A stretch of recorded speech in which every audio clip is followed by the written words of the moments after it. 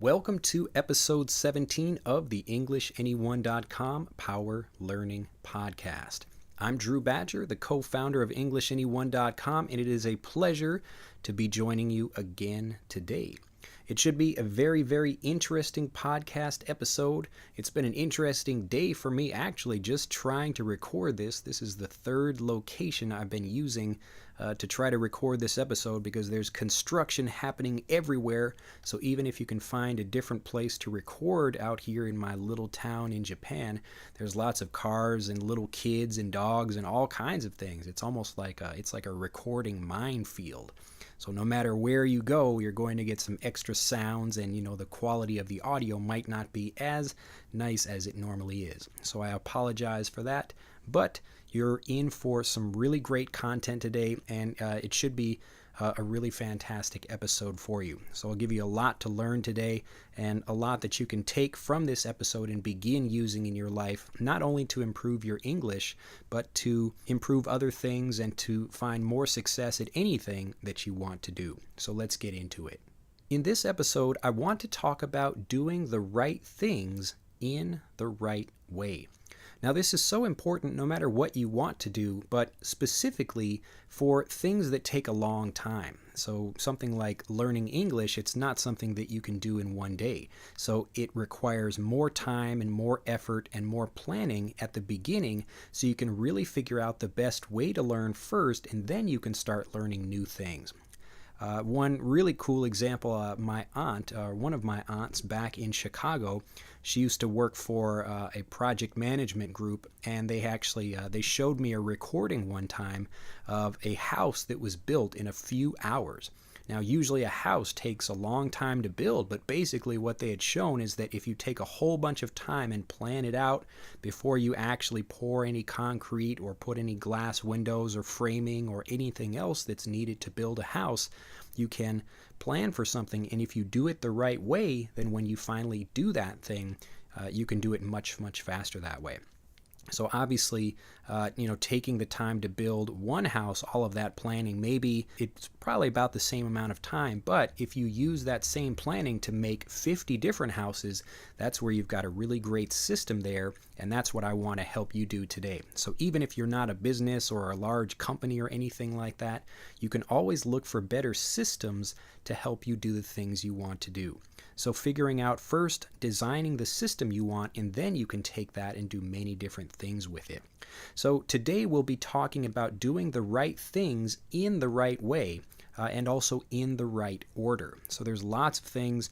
It applies to not just fluency, but also, pretty much anything you'd like to do that takes a lot of time. So any long-term skill or knowledge that you'd like to have, it takes a while to acquire that, and it's best to plan at the beginning and figure out the best ways to learn and the best ways to acquire knowledge and skills, that kind of thing. So what I want to begin with for this episode is asking the right questions.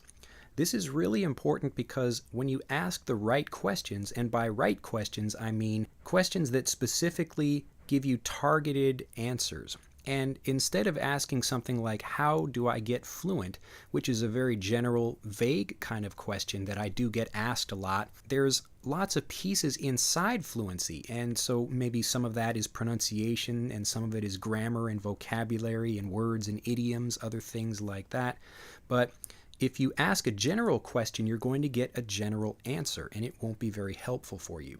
So the first thing you're going to do whenever you're trying to do, like I said before, specifically long-term goals, but really anything, is you want to be asking the right kind of questions first. And asking those questions, like instead of how do I get fluent, it's more how do I master vocabulary quickly? How do I improve even just this one sound? How do I roll my R? Or how do I make the L sound or the T sound or other things like that? And as soon as you begin asking more specific questions, these are better questions that give you more specific answers. So in today's episode of the podcast, we're going to talk about that. We're going to talk about why it's so important, and we're going to use a few analogies, a few stories that are really, really important for this. So we'll begin by talking about doing the right thing in the right way and in the right order with a story about the Wright brothers. Now, if you're not familiar, this is in 1903, so maybe just a little over 100 years ago. This was the first flight in Kitty Hawk, North Carolina. So the first airplane that was really learning, able to get off the ground. But what most people don't know, and this is true for many different situations, not just for flying, is that there were other people that were also working on airplanes at the same time as the Wright brothers. But the Wright brothers were the ones that were able to achieve flight first, and so they got the credit for it, and they're the ones whose name gets remembered in history, in the history books.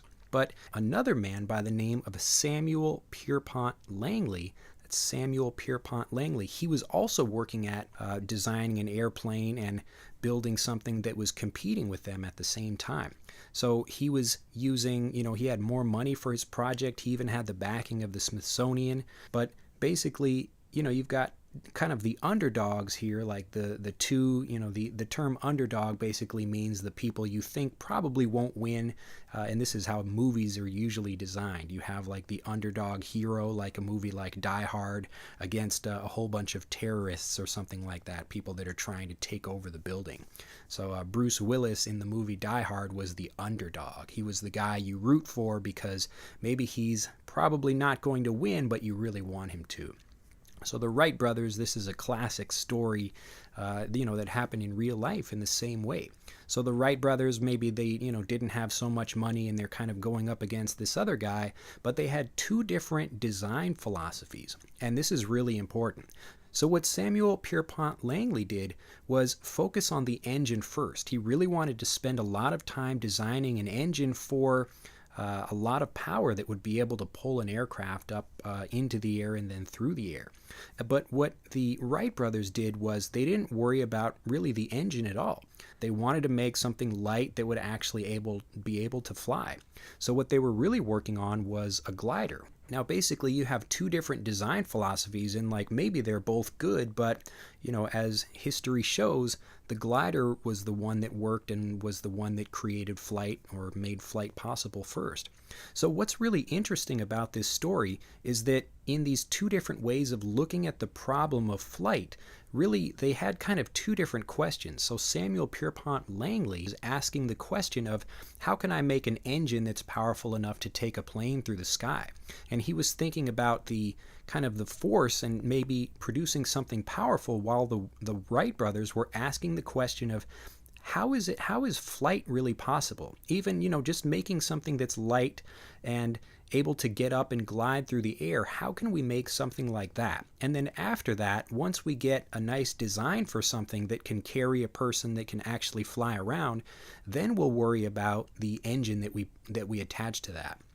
Now, if you think about the way the Wright brothers did that, it makes perfect sense.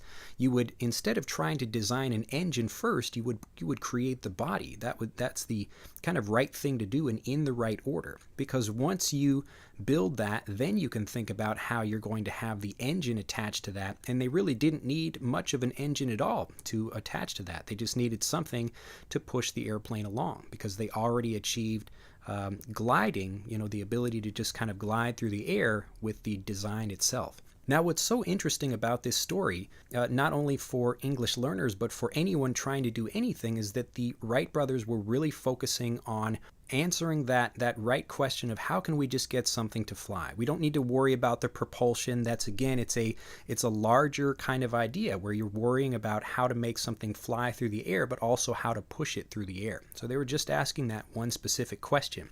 And once they have that glider design, then they can put all kinds of different engines on there and give it lots more power and do many more things with it. So because they focused on things in the right order, they did the right things in the right way, in the right order, they were able to succeed. Now, you'll see this a lot in business.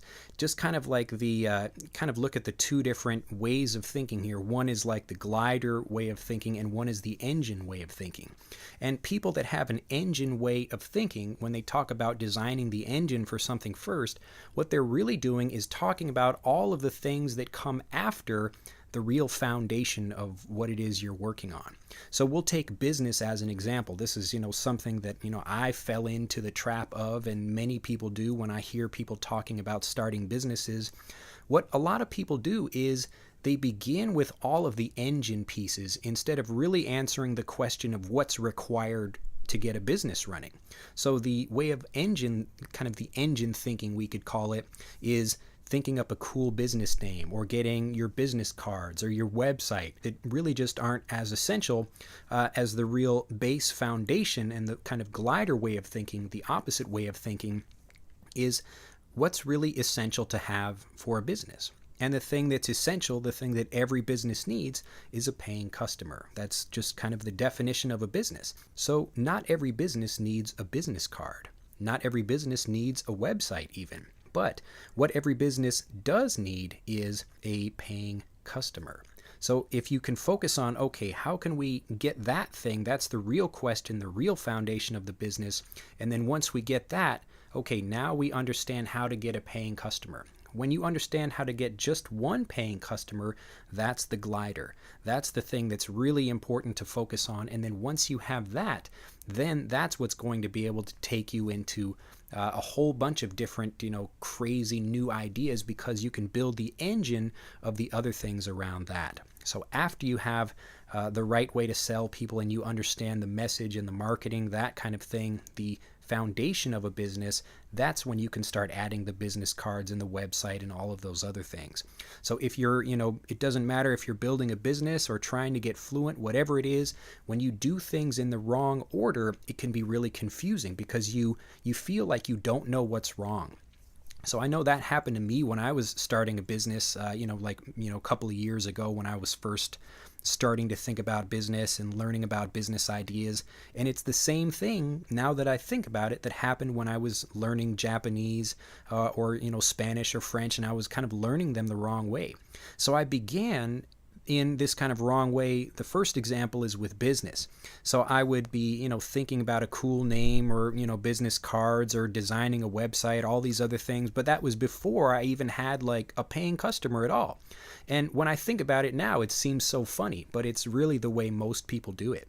And the learning English or learning a different language example, instead of, like business where you're trying to have a cool website or do that, like you think about buying programs or, learning words and phrases and all these other things. But if you don't understand how to learn first, then you're really just wasting your time.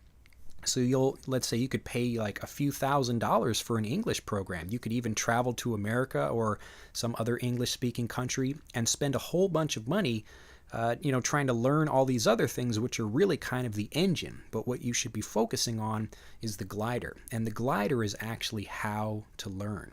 So that's what I want to talk about. That's what I really want you to remember about this podcast episode.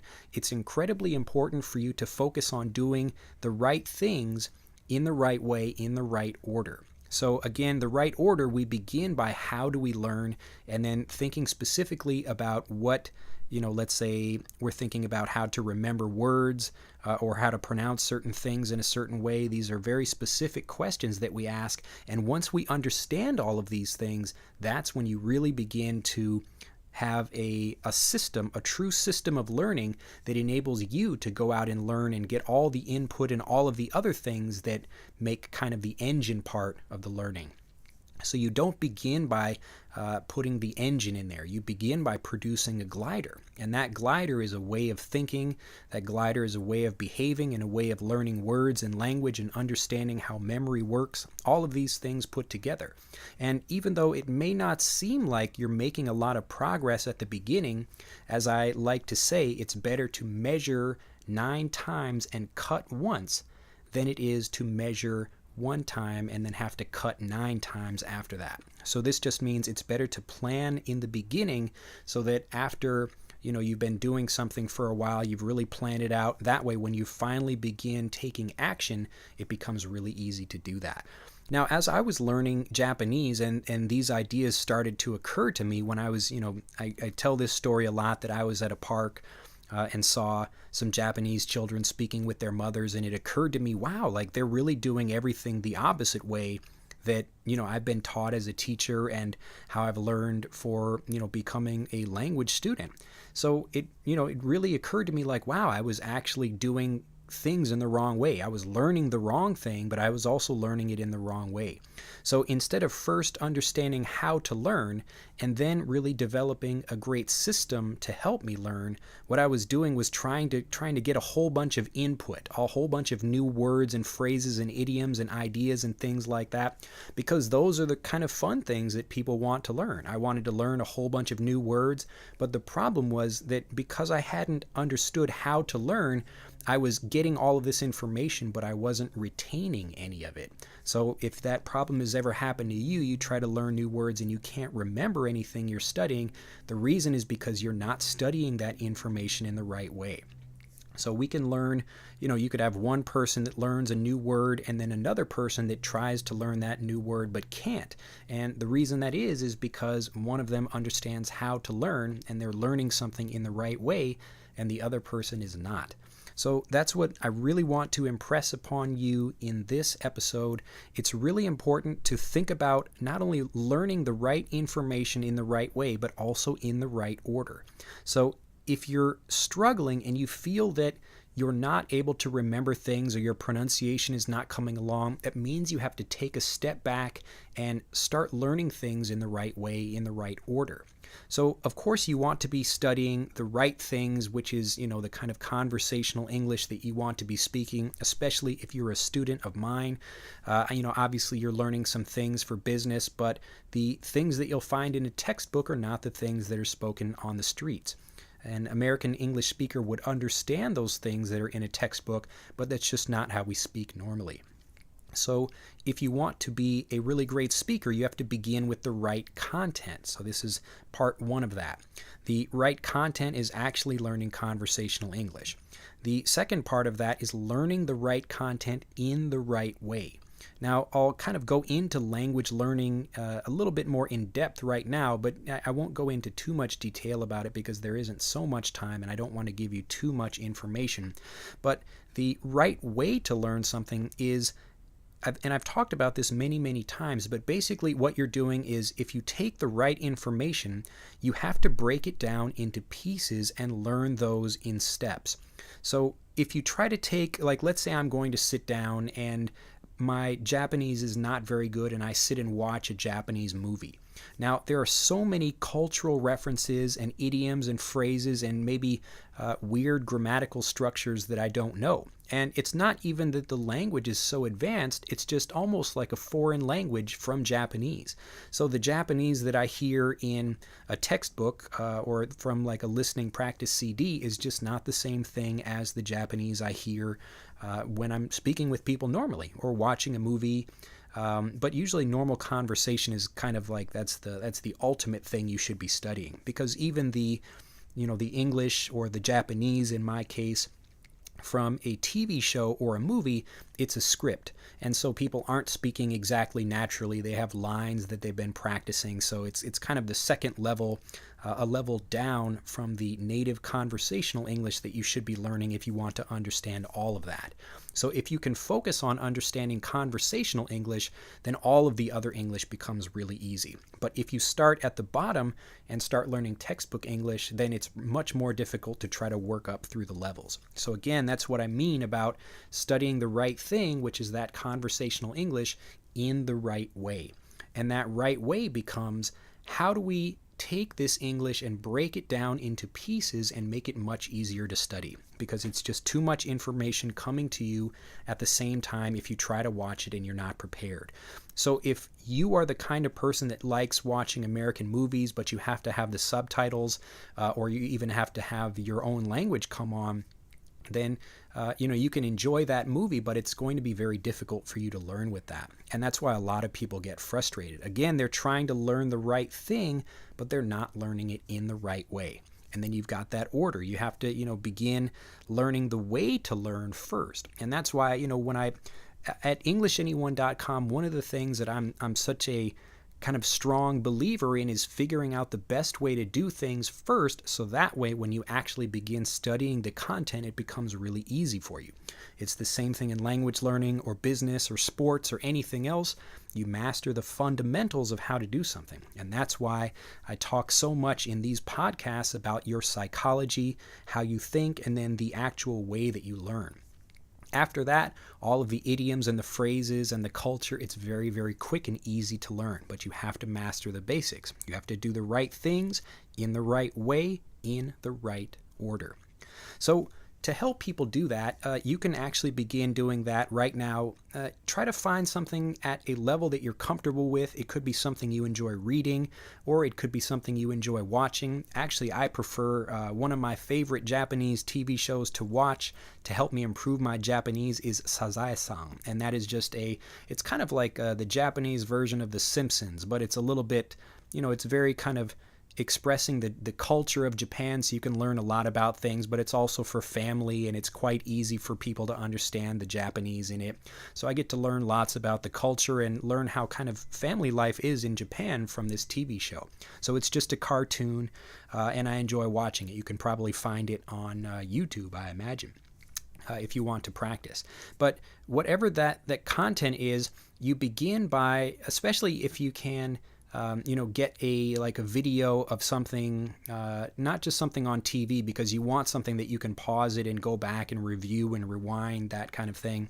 So let's say you find it could be a book, or it could be anything like that, like a TV show or just a movie, but find something and you want to break it down into pieces. So you should be studying particular scenes, going back and looking up all of the vocabulary that you don't know. It's quite a lengthy process, I must admit, but if you do that, if you actually take the time to go back and do something like that, you're really going to master that information. Now, what you can do if you have the time, you can go through and actually do that. Find a TV show. Probably a TV show is better because it's shorter, and you break it down into maybe 3 10-minute pieces, or a few 5-minute sections, and then watch those over and over again. Watch it without the being able to look at the TV show, where you just listen to the sound and train your ears, and then you can watch it repeatedly, and then go through, write down the words that you don't know. Especially if there's a transcript to that, you can read that as well and practice with that. But really master that one episode, and it will really help you get deeper into the English that you want to learn, and you'll learn a whole bunch of new things each time you review that new information. Even the same way now, I go back and watch movies from my childhood, and I notice new things that I didn't notice before, because I just, I hadn't learned those pieces of the culture yet. So if you really want to do the right thing in the right way, in the right order, you have to be, again, learning that native content, but then you have to take it and break it down into pieces. Now, I call this the Fluency Bridge, and I'm trying to teach you right now exactly how you can do it. It's a little bit more difficult for you to do it without a teacher, but if you have a private tutor or someone that you can work with, you can talk with them and get them to produce for you maybe a couple of words from a TV show or something that you can practice and listen for. Or if you're somebody that wants to save a lot of time and wants to learn a lot of things quickly, I've designed the whole Fluency Bridge system right into Master English Conversation. So that's my Fluency program, and we've got members all over the world that are learning with that system right now. And again, what I've done is it's this exact same system that I used to get fluent in Japanese. So how I take the language, and because I'm teaching my own language, it's much easier for me to break down the words and the vocabulary and the grammar and all of those things, and then teach that. So that way, you as the student can just sit back and relax and enjoy the content without actually having to do all of the studying and all of the figuring things out, because it's already basically done for you. So if you're the kind of person that likes to save time and you really want to have a much faster way of learning, then I highly recommend you try Master English Conversation. So you've basically got 2 options for the Fluency Bridge. You can join Master English Conversation, or you can just use use the same Fluency Bridge formula for yourself. You take the native English content, whatever that is, a TV show or a conversation you record. If you're, familiar with any kind of native speakers, any, then maybe you can ask to video record them, and then you can take that and then, review that, get it transcribed. There's lots of things you can do if you want to take the effort to do that. Or if you want to save time, you can just join Master English Conversation, and all of that is already taken care of for you. So you've got the right content, and it's broken down into pieces that you learn individually. So again, just like the Wright brothers, focus on the right things in the right way, in the right order, whatever that is, and be sure to ask the right questions. Make sure your questions about what it is you want are very specific. Don't say, I want to get fluent in English. Say, I want to improve this specific thing. I want to learn this pronunciation. I really want to master this vocabulary, or I want to learn these idioms or something like that. So whether you join Master English Conversation or you decide to study by yourself or have a teacher help you, all of those things are fantastic. It just depends on what your personal goals are and how much time you'd like to spend, that kind of thing. So if you want to do it by yourself, really think about the Fluency Bridge. Really think about doing the right thing in the right way. Try to think about things the way the Wright brothers would think about it. Build the glider first. Think about the best way to answer the question of how you fly, and then you can put the engine on that. In your case, as an English learner, that engine would be all of the great, the movie quotes and the idioms and the phrases and the expressions, other things like that. So don't learn all of those things before you understand how to learn. Well, that's it for this episode of the Power Learning Podcast. You can also download this episode at EnglishAnyone.com, and I will see you again in the next episode very soon. Have a fantastic day. Bye-bye.